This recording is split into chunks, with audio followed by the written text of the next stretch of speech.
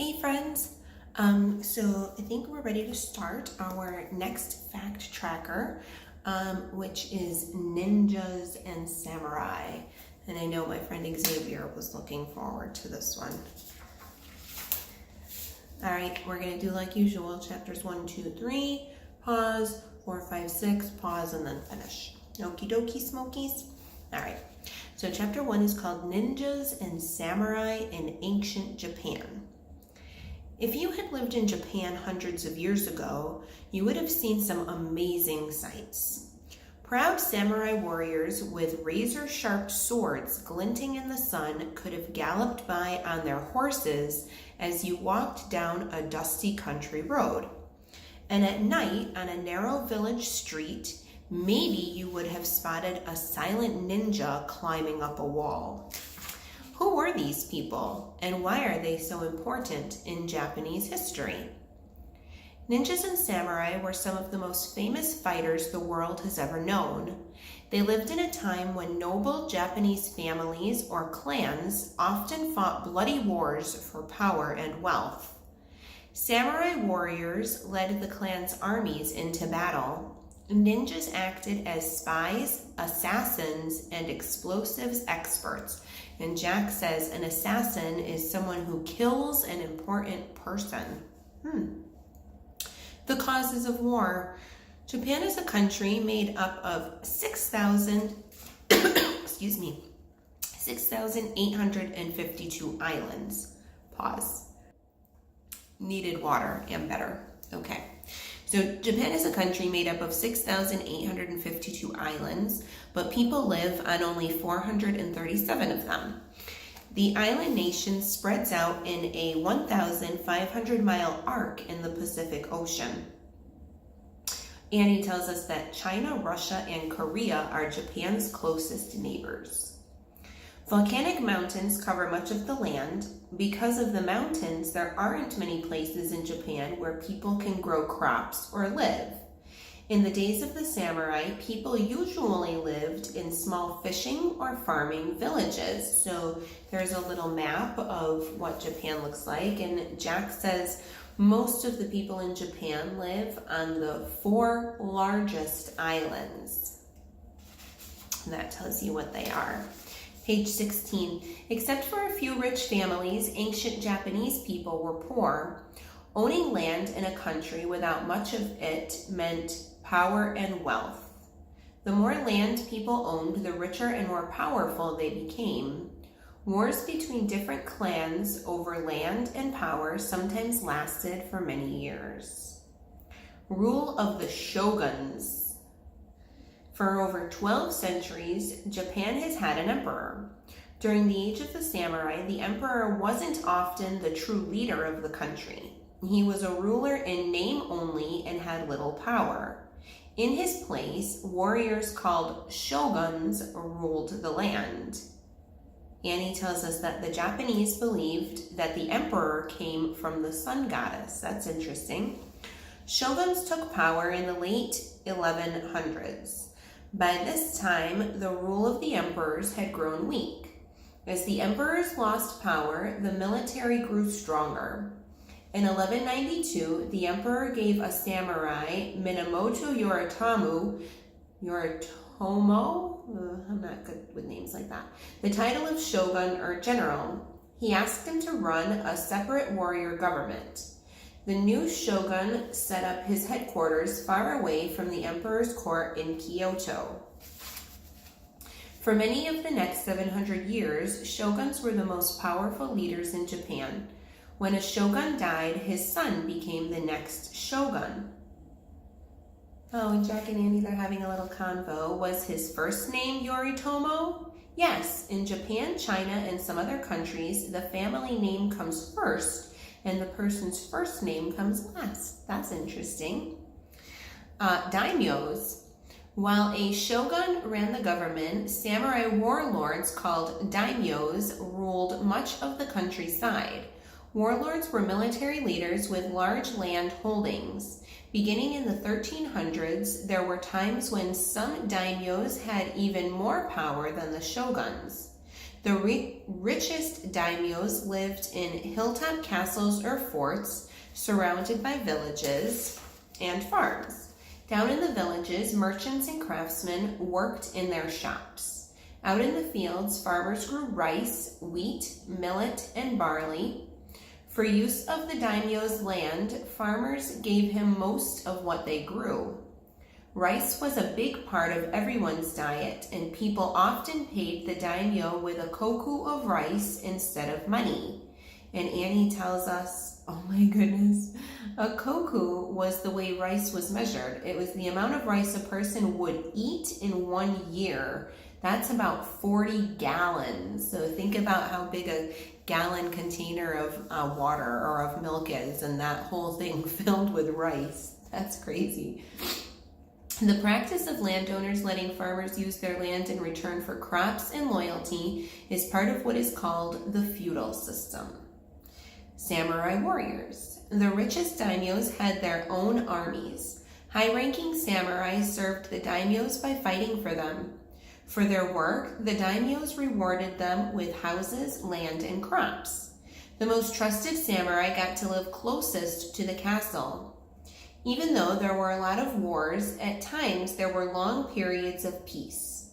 When the samurai weren't at war, they looked after their estates and enjoyed poetry, painting, drama, gardening, and music.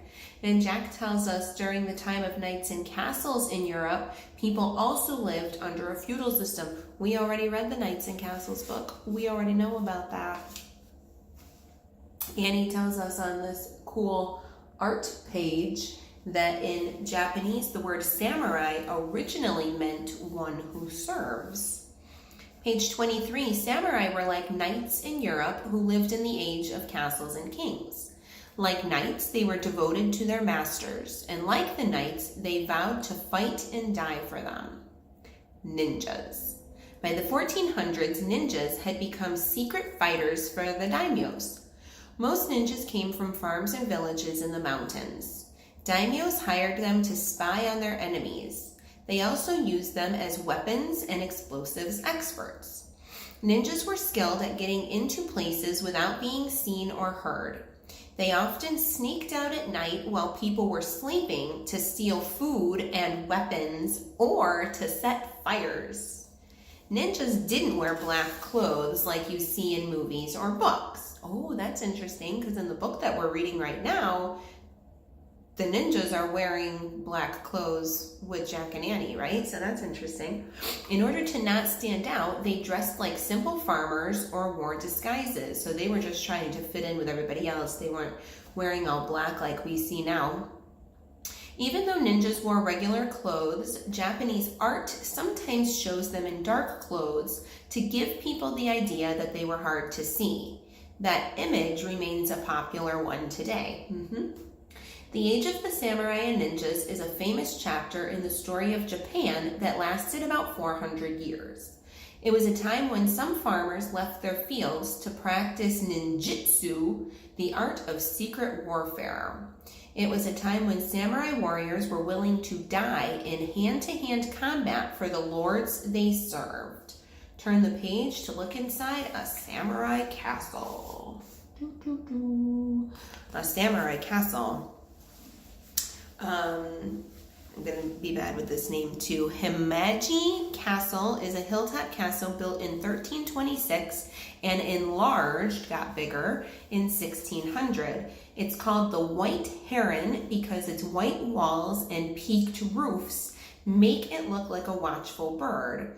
Over 3,000 samurai served their lord at this castle. So you guys can take a couple minutes to look at that page, take a look at what the castle looks like, and read some of the things that talk about the decorations and what the outside of the castle looked like.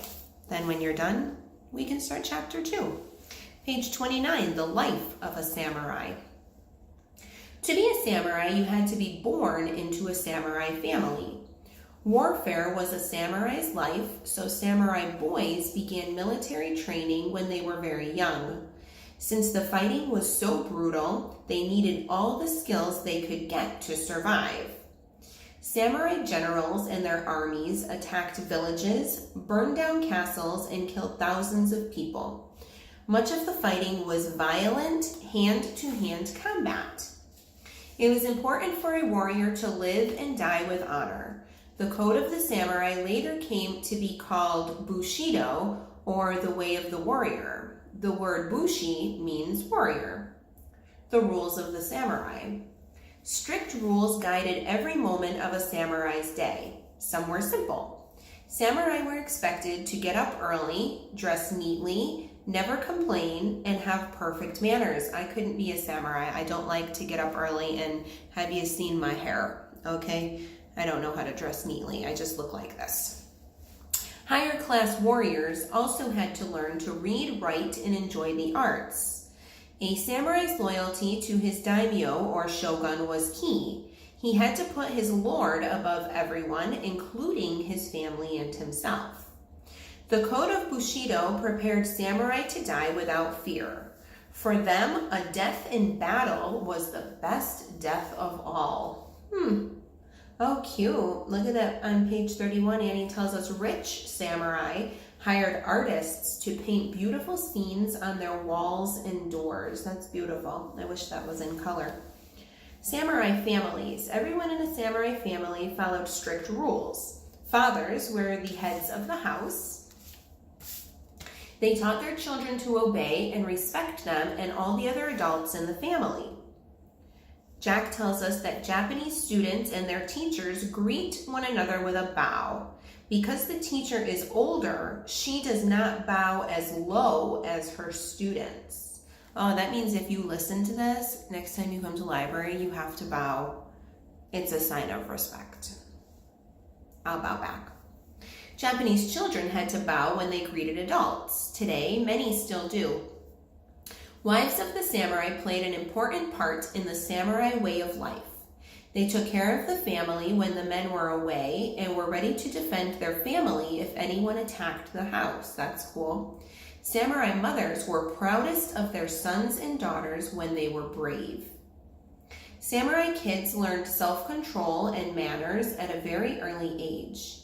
They weren't allowed to whine or cry. They even had to treat their brothers and sisters with respect. Before they were 5, samurai boys and girls practiced play fighting with wooden swords.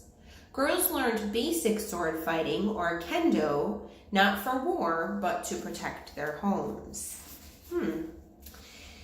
When boys were around the age of 5, their fathers sent them away to study with expert teachers to learn the fighting skills they would need. We got some pictures here. It says, Jack presents Samurai School. These are some of the things samurai boys had to learn. Fighting with swords. When they practiced with real swords, samurai kids didn't get to wear any special clothes or padding for protection. Ouch!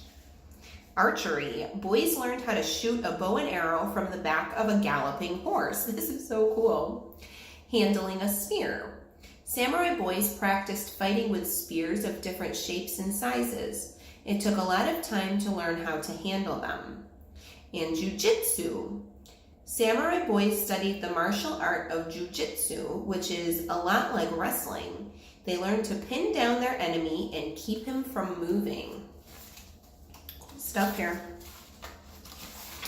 A samurai home. Hojo-sun was a samurai who lived over 500 years ago. Like other samurai fathers, he had rules for his house. Here are some of them. Number 1, go to sleep early and wake up early. Number 2, wash in the morning. Don't make a lot of noise and don't waste water. Number 3, show respect to all adults. Number 4, practice reading, writing, poetry, and horseback riding. Number 5, dress neatly and fix your hair as soon as you get up. You never know who's coming to visit. And number 6, tell the truth and clean up your room. It's Honesty Month at Martin Luther King. Reading and writing. Samurai boys and sometimes girls learned to read and write. This wasn't easy. Japanese writing came from the Chinese script. The Japanese also have their own letters that are simpler versions of Chinese characters or symbols. And Annie tells us each word is almost like a picture. In order to read Japanese, students must memorize hundreds and hundreds of different characters. Samurai students spent many hours practicing with brushes dipped in ink. Even when they grew up, samurai practiced the art of writing beautifully. They worked on it all their lives. Poetry. Samurai children and adults read a lot of poetry, especially short poems called waka and haiku. Men and women often wrote their own poems and had contests to choose the best. So my friends that I announced at Peaceful Morning a couple weeks ago from Ms. Kameisik's class that got chosen to be part of the National Poetry Contest and have their poems published in a book, they all wrote haiku. So their haikus were chosen for the poetry book. That's cool. Here is a haiku by the famous poet Basho, who came from a samurai family. So his haiku is, an old pond, a frog jumps in, the sound of water. An old pond, a frog jumps in, the sound of water. I don't know. That's not the kind of haiku that we wrote. Tea ceremony. Samurai sometimes invited friends for tea ceremonies in their gardens. They sat on straw mats in a simple hut. The tea ceremony was a time to feel peaceful, away from the cares of the world. Learning the ceremony took years of study with a tea master. Ooh. Every movement had a purpose and had to be done very, very slowly. And Annie tells us a tea ceremony could last for 4 hours. I would not have the patience for that. Here's the steps. First, the host prepared a special green tea in a bowl. Each guest bowed before taking just 3 sips. Then they wiped the tea bowl off and passed it on. During the ceremony, there was little talking. Everything and everyone was very calm. Jack shows us these pictures on the bottom. Objects for a tea ceremony include a tea container and a brush to whisk the tea and water together. Thanks, Jack. Tests of strength. Samurai teachers tested their students so they would be ready for the harsh life of a warrior.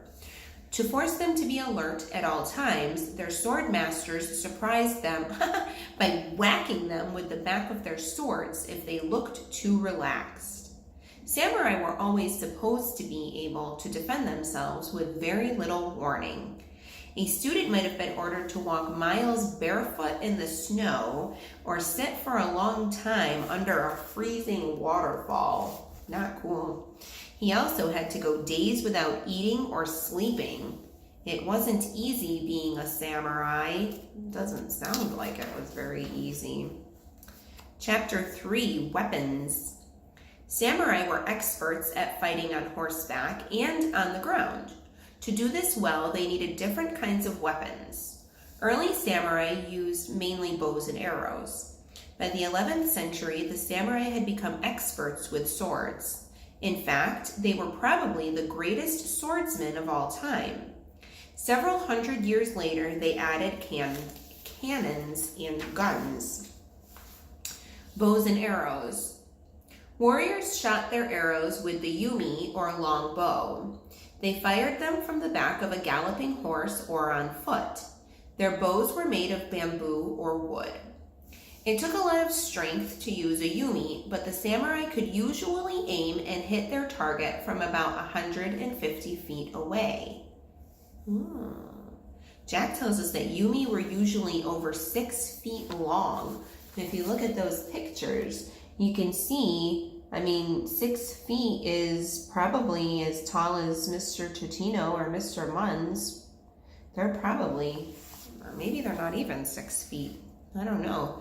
So those special bows were taller than people, then they had to use them. A samurai had to practice for years before he could shoot well from the back of a galloping horse. He had to drop his horse's reins and grab one arrow after another from his quiver. The quiver is the thing that holds the arrows that they usually carry on their back, a quiver. He brought the bow up to his ear and fired off the arrows with deadly aim. There were many kinds of arrows. Before a battle, soldiers sent out signal arrows that sounded like whistles. They used them to send messages or to alert the enemy that it was time for the battle to begin. There were also arrows shaped like open scissors to cut through armor. My goodness. Other arrows, sent balls of fire into the air. And the most deadly arrows had hooks or barbs on the end of them. Think if you're going fishing, rah. Spears, or yari, were other important weapons. Some were short for close-up fighting. Others were long for fighting at a distance. Samurai charged the enemy with their spears. If the enemy attacked, they formed a wall of spears for protection. Their spears had flat blades that could be between 6 inches and 3 feet long. Some spears had such long wooden handles that a samurai on the ground could bring down a soldier on horseback from 20 feet away. These things are so big. Swords. Samurai used swords along with the bow and arrow. Eventually, it became the custom to always carry 2 swords. Jack tells us the 2 swords together were called daisho, which means big and small. The most deadly sword was the longer one, called the katana, and the smaller one was the wakizashi. Wakizashi, that's a fun word. Samurai were the only people allowed to have these swords. A samurai thought it was an insult when someone touched his sword without asking permission. If he got really mad, he might even kill that person on the spot. Keep your hands to yourself. Don't touch anything that doesn't belong to you. Soul in the sword. A sword was not just a weapon to a samurai. It was a magical symbol of all that he stood for. Some even believed that their souls lived in their swords. Losing a sword was a terrible thing. When a samurai boy was born, a small sword was placed in his room. He got his first real sword when he was about 13. During his life, he slept with his sword under his pillow. And when an old samurai died, his sword was beside his bed. Annie tells us samurai practiced with their weapons all of their lives. And Jack tells us samurai even gave their swords special names. Like Bob the sword. Sword makers. Japanese sword makers created the most amazing weapons in history. For them, making a sword was a sacred duty. Before they began work, they fasted and prayed. Making a sword could take many months. The sword maker's job was to make blades that stayed sharp and wouldn't break. To do this, they hammered layers of soft and hard steel together into thin sheets. Annie tells us while sword makers worked, they wore white robes like Buddhist priests. That's what that picture shows. Page 54. When they finished, the sword had thousands of very, very thin layers. Thanks, Jack. The inside was soft enough that it wouldn't snap. The outside was hard enough to remain sharp. Samurai passed their swords down to their sons as family treasures. Matchlock guns. There's a picture of one. In 1543, sailors from Portugal were shipwrecked on a Japanese island. They showed people their matchlock guns. The Japanese began making these, and soon samurai were fighting with them. Owning a gun was a sign of importance. Warriors often painted their family crests on them. The matchlock was popular for over 300 years. A short time after matchlocks, cannons were added to their list of weapons. Guns and cannons changed Japanese warfare forever. Instead of fighting face-to-face, samurai could now fight from a distance. Those are the same things we talked about when we did the Castles book too, right? When we did the Castles Fact Tracker, we talked about how they used to have to fight face-to-face, and then once they had made the cannons, then they were able to shoot and fight from the tops of their castles. That's cool that we already talked about that. Page 56, war fans. War fans. On hot days, samurai cooled off with fans called gunsen, which hung from their belts. They had other kinds of fans that they used as weapons or as signals. At home, or when meeting a person of higher rank, a samurai usually didn't carry a sword with him. To be safe, he kept a heavy iron folding fan called a tesson at his fingertips. A tesson was handy for several things. It could act as a shield to ward off arrows or spears. If used as a hand flipper, it made a good swimming aid as well. And if a samurai really needed to, he could throw it at anyone who threatened him. Getting bashed in the head by a heavy iron fan was really painful, I would imagine. Gumbai were larger fans that didn't fold. They were made of big metal discs. I assume that's the picture. The samurai used them as umbrellas and shields. Commanders also pointed with them to signal their troops. Lots of uses for war fans. Okay, I'm going to pause. We've been reading for 26 minutes. I'll meet you guys in a minute for chapter 4. Okay, yay.